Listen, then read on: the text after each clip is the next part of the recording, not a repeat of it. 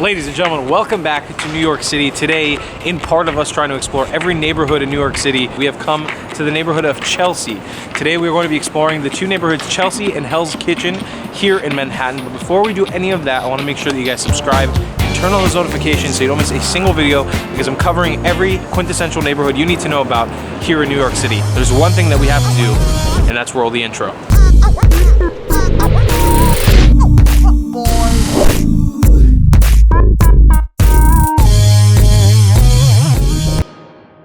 So the building right behind me right now is actually called Chelsea Market, and this is a really famous place here in New York City. We are kind of on the west side of the island of Manhattan today, and we're going to be exploring two neighborhoods, which are Chelsea and Hell's Kitchen. These places are very important for the average New Yorker because there's a lot of things to do here. And so before we do anything, we're going to head into Chelsea Market, and we're going to basically explore the marketplace because it's a really big indoor marketplace with groceries and fresh foods and all kinds of bakeries and stuff. And I've walked past it many times. I've never gone in. So this will be my first time actually going into the market. I'm very excited to check out Chelsea Market. Let's see what's going on in there.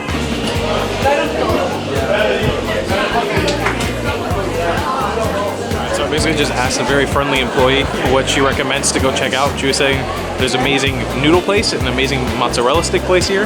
Apparently there's also a waterfall in here. So that's pretty crazy, but this place is massive, it's huge. All right, so I just stopped by this place called Lilac to get a chocolate. In essence, what it is just a bunch of shavings of coconut covered with milk chocolate. So I'm gonna take a little bite of this, see what it's like.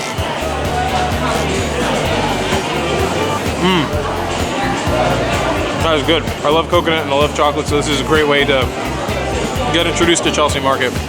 Let's continue exploring this place. So from what I've understood, this place is just one floor. It's just the bottom floor. And there's just tons of options of things to do. You got a bunch of different types of foods from all different ethnic backgrounds, whether you want tacos or Asian food or bakeries or Middle Eastern food, you got it all down here. As well spliced in, there's some like clothes stores and jewelry shops, and for some reason a waterfall. Alrighty, that was great, but I feel like I could spend a whole day in there. It's definitely a place I gotta come back to. So Chelsea Market, hands down, that's the staple of the neighborhood of Chelsea here in New York. Now we're going to head off to, I guess, what is the second most famous place in Chelsea, the neighborhood. It's called the Highline. Alrighty, so I thought I was gonna have to be doing some walking to get to the Highline, but actually I was standing right underneath it. That behind me is actually the Highline. The Highline is like a abandoned subway rail station line that's been turned into like an artsy space. I don't totally know what to expect, but I've been hearing from everybody that I need to check out. So right here is the stairway up, so we're gonna head on up there. So here it is.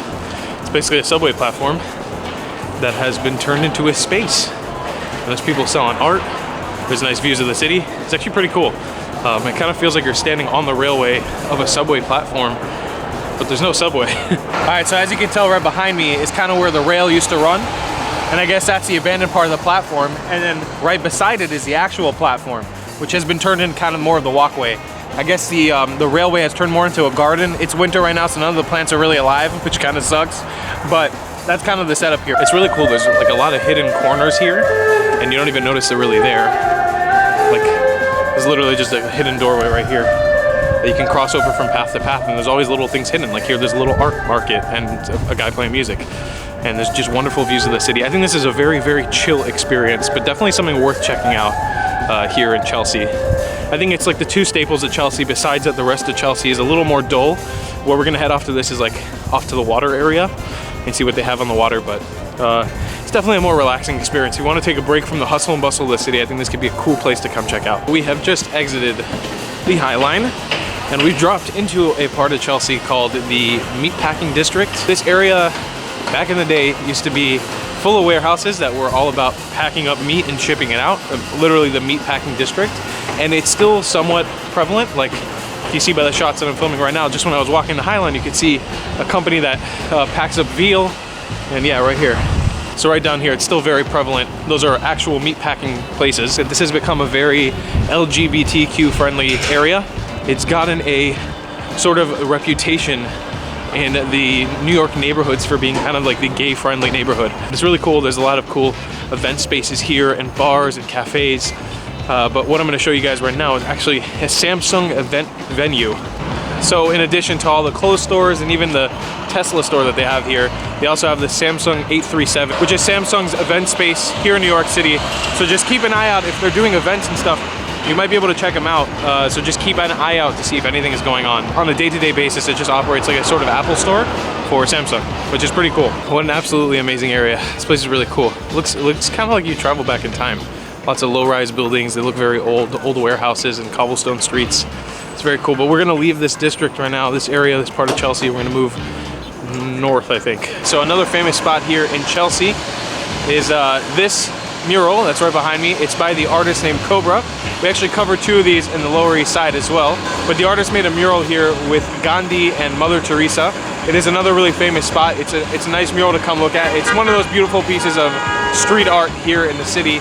And it's something that shouldn't be missed because it's a little bit out of the way, but because these neighborhoods are so small and they're easy to get to, it shouldn't be more than like a 10 or 15 minute walk, and it's definitely worth visiting. It's a beautiful piece of art.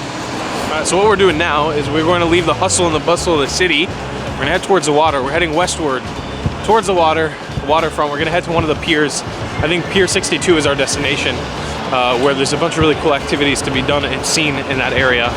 So let's head off to the water. So we're in an area dubbed the Chelsea Piers area, because there's a bunch of piers that are numbered. I think it starts at Pier 59, at least the interesting bits, and it continues all the way up to Pier 70, if I'm correct. And we're basically going to be walking a little bit northward. There's a few cool things going on the piers, like skate parks and bars and all this stuff. But from what I've understood, summertime, nighttime is the ideal time to spend time here. Not so much during the day in the winter, like I am right now, but it still should be cool, and we're gonna have a waterfront view, which is always nice. So this is the main entrance to the Chelsea Pier area. It's very cool. It looks like you're entering an industrial hangar for spaceships from like Star Wars or something. We're currently just making our way to the waterfront. Once we get to the waterfront, we should be able to explore. I think anytime you're near the waterfront in New York, it's a totally different vibe, way more relaxed. The noise is not as prevalent, and it just kind of feels like you can take a step back. All right, we have officially made it out to the piers. I have to say, for New York City, this place looks fairly new and renovated. It's very clean and organized, which is nice. It could also be just because it's winter and there's not many people here. The reason maybe it's not so crowded or dirty here. Oh, look at this. Got distracted. It's my home country flag. Israel's represented here too. Cool, but there's a nice area here with a skate park, which I wanted to check out because I don't think it's very frequent that you find cool skate parks in New York City, so let's check that out. Yeah, so this is the main bit. This is the pier that I think I was looking for. Probably the pier I would recommend checking out. It's called Pier 62. This is a Pier 62 skate park. In addition to that, there's all kinds of boats and ships here that I think do chartered rides through the water. It's a nice place to take a little walk around, take a little break, and you can notice that sweet, sweet quiet because we're by the water. There's not a bunch of cars honking at each other and just noise in the street. So it is cool. This is it, my friends. This is Pier 62, the famous Pier 62 that's quite dead right now because it's winter. What can you do? That's just a situation when it's cold here in New York City. There's not a lot of people out and about. All right, that was great to be relaxed a little bit, to be by the water. Definitely chilled out vibe here, but we're gonna head back into the city. We're going northward now. We're heading towards Hell's Kitchen, which is gonna be our second neighborhood for today. Before we do that, we got a few more stops in Chelsea to check out. So what I'm noticing about this part of New York City, Manhattan specifically, Chelsea specifically, is a very quiet area. It feels very business oriented. I'm sure that at night and during the weekends, it gets a little more fired up. But as of right now, it's just a lot of old warehouses and it's very quiet. Like, I think Chelsea is a really good value for people who want to get away from the craziness of the city. If you're coming and you just want a chill afternoon or something, just taking a little walk around here, looking at the old architecture and stuff, it'd be worth your while, I think. Our next stop is a bit of a doozy. I messed up a little bit. I could have sworn I saw online that this place was open in the afternoon as well, but they don't open until 5 o'clock. This place is called Gallow Green. It is a rooftop bar. Right up there, there's a rooftop bar that's supposed to have a really amazing view of the city, but I can't get to the top of it because they don't open up till 5, and I'm not hanging out here till 5. Gentlemen, ladies, our time here in Chelsea has ended. We are now going to be leaving the neighborhood of Chelsea into Hell's Kitchen. We're going to be transitioning into there, and we'll show you just a few spots. There's not much that I want to show off in Hell's Kitchen, but it is definitely a notable neighborhood because it's super, super famous, and we got to show it off. But we're routing these two together, so let's head off northward. We got about a 10-minute walk into Hell's Kitchen from here. All right, my next site that's worth it to visit, it's a little bit of a weird one. To me personally, my breath was taken away when I saw this building for the first time. This is a Jacob Javits Convention Center. It is a really amazing building in my opinion. It's made like entirely of glass, and it's a place where conventions are held. I was here a few weeks ago for the first time for the New York Times travel show. This place is technically on the border of the Hudson Yards and Hell's Kitchen, so it's a bit of a cop-out. It's not exactly in Hell's Kitchen, but I would say if there's a convention going on that you can attend while you're here in New York City, it's worth checking out. But even though just seeing this place from a distance, make sure you try to walk by it, because it's a feat of architecture in my opinion. It just looks so cool. So walking a little northward from where we were at the Jacob Javits Center, we've come to Pier 84. We have made it to the Intrepid ship. This place is a museum now, but it's a old US Navy ship that has a bunch of cool planes on top of it. I don't know the exact history. I don't know why it's parked up here. I don't want to be ignorant once again and give you guys information that I'm not 100% sure about, but I know that the first time I saw this place, my mind was blown. I was amazed that in the middle of New York City, you just have this massive Navy vessel sitting here with tons of planes parked on top of it. So it is definitely something you can come and see and take a tour actually throughout the inside of it. It is an amazing thing to just come and gawk at. Like, it's so cool. So right across the street from the Intrepid, you'll find a walkway that'll actually lead you to the other side of the street. And right in front of you, you should end up by the West Side Highway Car Wash. Now you may think this is just a regular car wash, but it's not, my friends. If you look closely, you'll be able to find a sign for a donut and coffee shop inside of the car wash. This place is called Under West Donuts.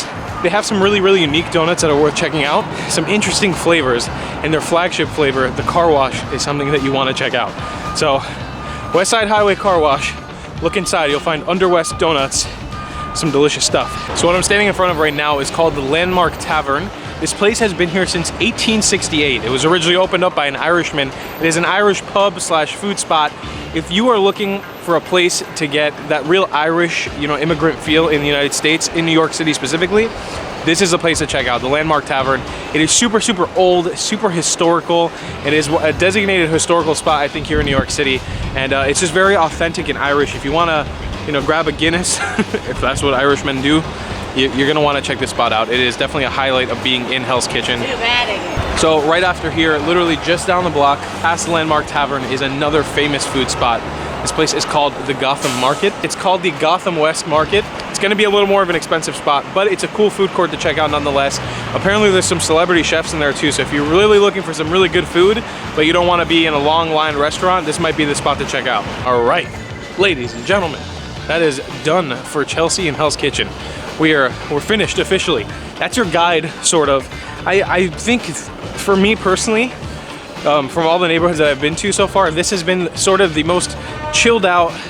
I don't even want to say dull, but it was just the most relaxed, like quietest guide of them all. I just don't think there's that much to do in Chelsea and Hell's Kitchen besides maybe like food and drink. So if you're looking for really good restaurants, if you're looking to get drunk, if you're looking to go to a pub, a bar, whatever, this is the place to do it.